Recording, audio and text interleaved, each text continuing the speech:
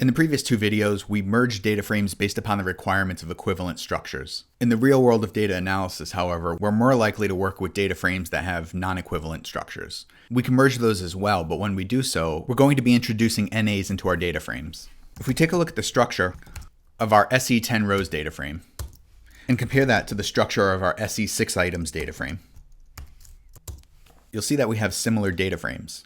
However, in the case of our 6-item data frame, we have 20 new respondents. They responded to the same questions in our SE10 row data frame, and they also responded to 3 additional items, item 4, item 5, and item 6. So in order to merge these, we're going to use the rbindfill function from the plier package.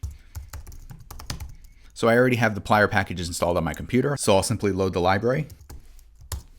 Now let's merge these into a new data frame. We'll call the data frame SE10 rows, and then the SE 6 items. Processed, merged. So here we're going to use the rbindfill function. And then we're simply going to pass in the 2 data frames that we want to merge. So SE10 rows, and then our SE6 items processed data frame. I'll run the command.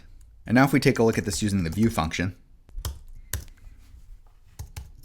you'll see that we've merged the 2 data frames, but now we have the NAs for items 4, item 5, and item 6 for the 10 respondents. And we also have NAs for the participant ID variable where those weren't specified in the data frame.